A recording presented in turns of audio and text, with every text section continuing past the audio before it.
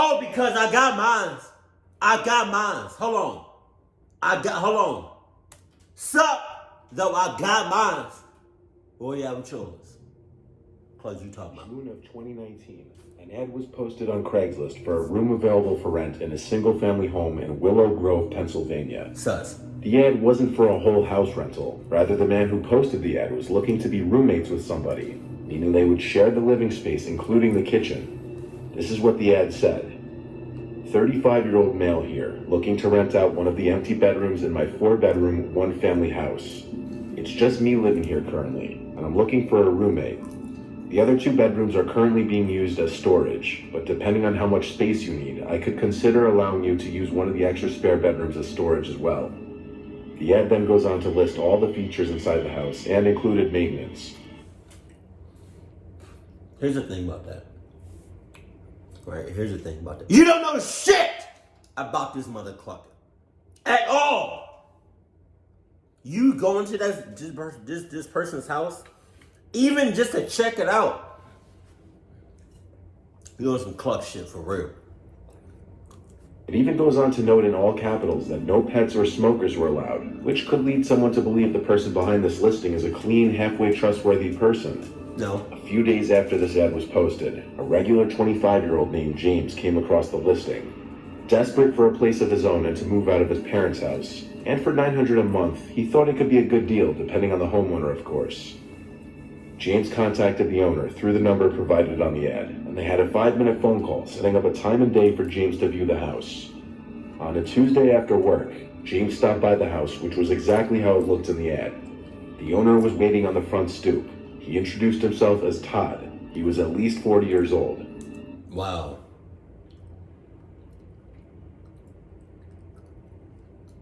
Todd, first of all, Todd, like that name just seems like a cluck name. And then also, it seems like just an old name. Todd. Like, it's just such like a Todd. Like, if your name is Todd and you're looking at this, I mean this in most nicest of ways. I mean no disrespect, I mean no harm when I say this. But cluck you because you have a cluck name. And chances are, if you have a cluck name, the chances of you actually being a clucky, it's pretty high. It's 100%. Todd gave James a walk around the house like you would do if you were viewing any apartment or house for the first time. Wow. The house was a modest size, nothing fancy or anything, but pretty clean, and for the price, it was spacious enough. James noted that there were no wood floors, it was all carpet, even in the living room and bedrooms. After the showing, Todd discussed with James the ground rules, which mostly were normal, but one that stood out to James was the rule of having a sleep time by 12 during the week. Since James works full-time, he didn't see this as much of an inconvenience, just a rather unusual rule to have in a roommate situation. But he chalked it up to Todd also working a 9-to-5 and not wanting to be woken up by noises late at night. A week later, James moved in, which given that the bedroom was already furnished, it was an easy, quick process. Todd would be in the living room most of the time, watching TV or just reading the paper. He didn't seem to go out much. He would try to talk to James anytime you were in the kitchen making food, which got a little old pretty fast according to James, who says he would often just want to eat in peace but never had that luxury. On one work night, James woke up thirsty, so he went to fill up a cup with water down in the kitchen, when he noticed red stains on the carpet leading to the basement. He quietly opened the basement door and found that the red stains led down the carpeted stairs, but that Todd's voice came from the kitchen, which was lit up by a small nightlight, and Todd was sitting in one of the kitchen chairs. He said in a raspy voice, "Don't go down there right now." Todd said the stains on the carpet were wine stains. James My ass.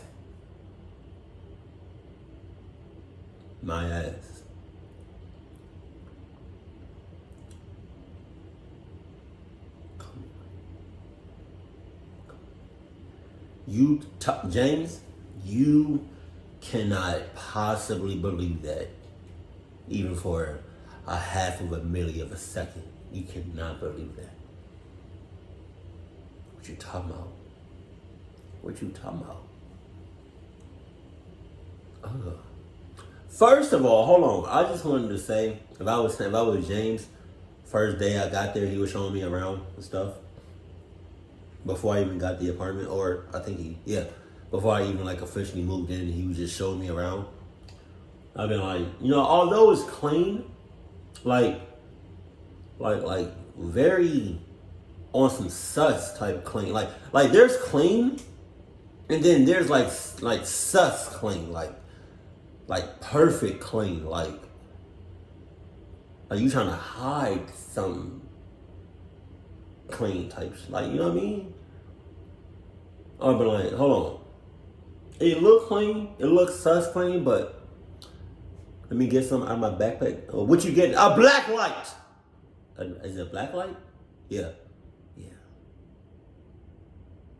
Have any of you all ever did that? Went to a hotel, it looked clean, but had a black light? I know black lights show like germs and other stuff that you can't really see with the human eye. And like bodily liquids and fluids and all of that. But have any of you all did that to a hotel, and it wasn't as like the black light picked up on some shit and it wasn't as clean as you thought of? Oh my God. Ask questions. He just filled his cup with water and went back upstairs. From this moment onward, James wasn't 100% comfortable in the house. Oh, you think? He was now suspicious of his landlord/roommate. One day after work, Todd wasn't home, so James decided to take a look in his bedroom. The door was locked, but was easily unlocked with his fingernail. Inside, James immediately found 2 of his shirts, and strangely his Under Armour water bottle and a basket of clothes. James took his 3 belongings and left the room, then relocked the door with his fingernail. He planned on taking a personal day from work and evacuating the place early the next day without mentioning anything. After all, there was no lease or security deposit, so he could leave pretty easily. He did some packing that night and had a hard time sleeping because his mind was racing. His door creaked open at sometime past midnight. Since he was laying on his back, he simply opened his eyes to see Todd, standing at the doorway, the dim light from the hallway nightlight illuminating his face and body in an unsettling way. Possibly not even aware if James was awake or not, Todd said into the room, "I know you went into my room. I told you my room is off limits. From now on, I also don't want you going in the basement. Oh, no. If this happens again, there's going to be a big problem." Oh, yeah? He then angrily slammed the door, and James heard him stomping back down the hallway to his bedroom, where he then slammed that door as well. James says that Todd sounded drunk when he was saying this, as he was slurring his words and his voice was raspier than usual. James started packing the rest of his things and left for... Hold on. I gotta get some water. Hold on.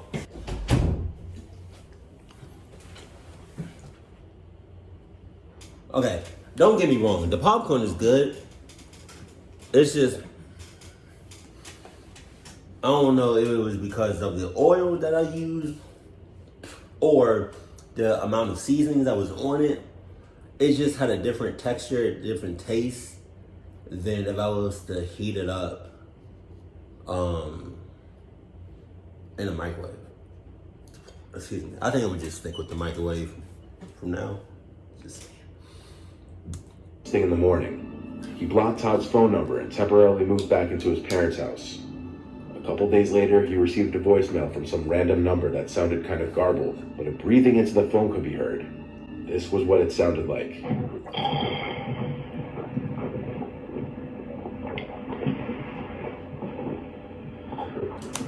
Todd is getting one off! Tell my son.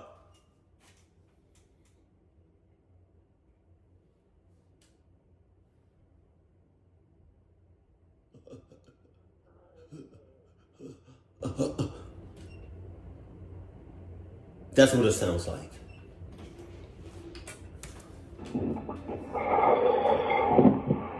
James says he's confident that the stains in the carpets weren't wine. They looked more like blood stains. Whether this Todd guy was hiding something or not will remain a mystery. I'm so dramatic. This next dad was a lot more sinister and dark on the surface.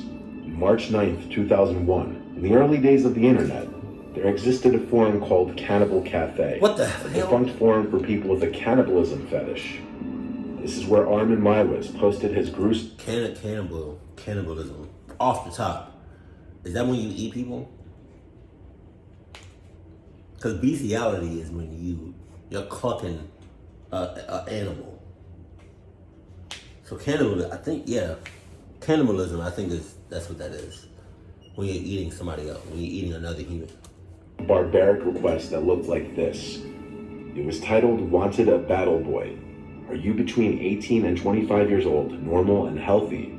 Is it your desire to put an end to your life? What? But if you want something more sensible, then come to me. I'll slaughter you and use your body in delicious steaks and schnitzel.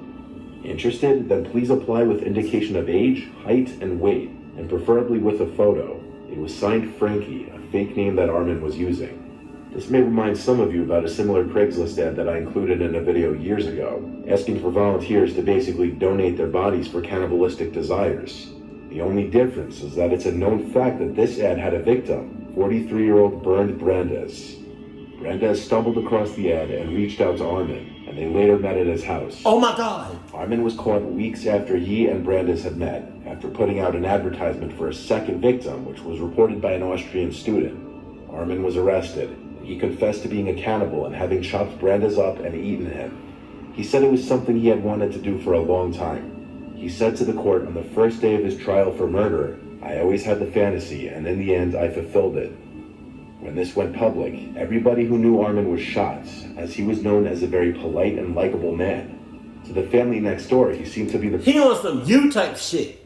Y'all know that TV show, that Netflix series called You? He on that shit where in the public eye, you look like a regular person, but behind closed doors, or in the basement of where you do business, it's a whole different story. Perfect neighbor. He mowed their lawn, repaired their car, and even invited them around for dinner. Armin had a unique defense in his trial, that his victim actually agreed to be killed and eaten. Though this defense didn't work very well, as he was sentenced to life in prison for the murder of Bernd Brandes. Mein Name ist Armin Maivis.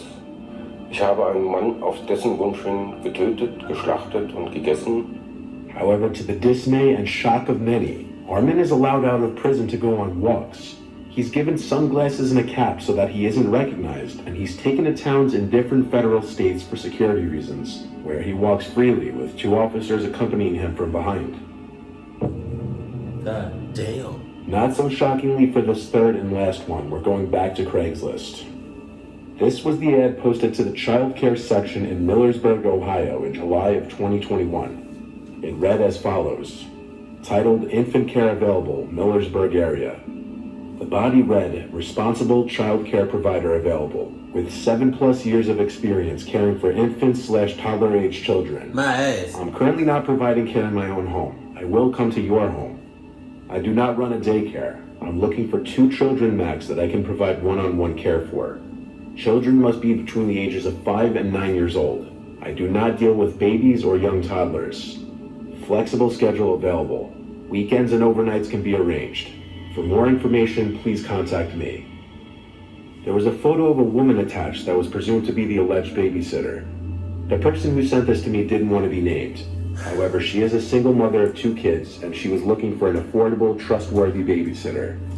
She found this ad on Craigslist and contacted the person who posted the ad by email since there was no phone number listed.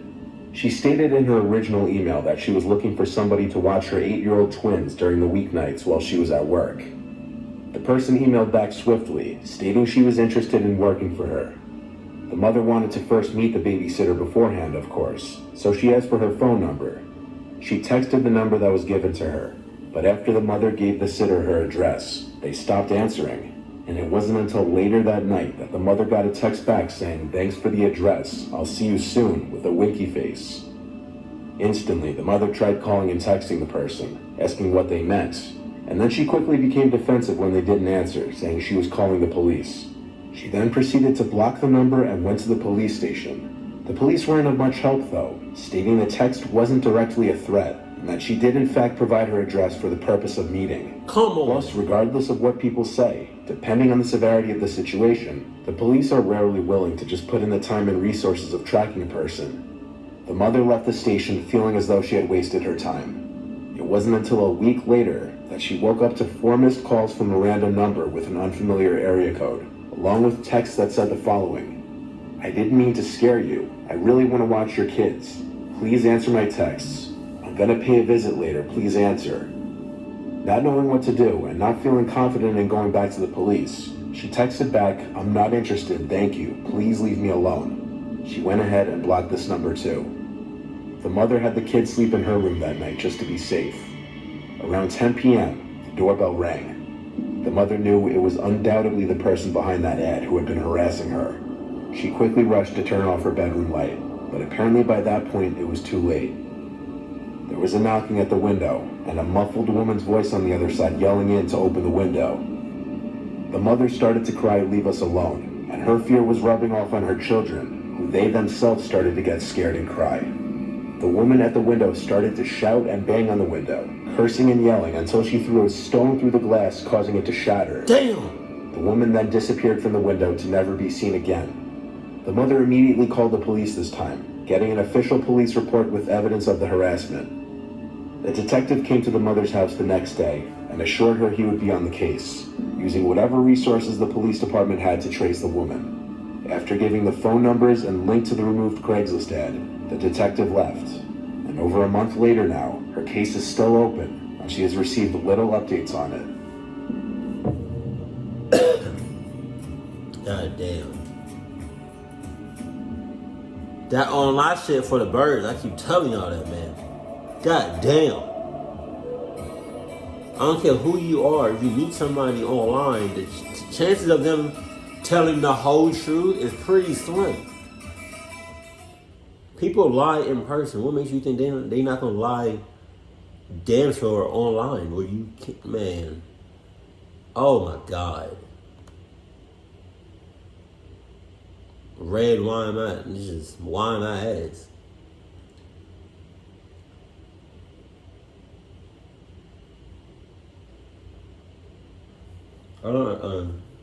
And I don't understand how people can just eat another person.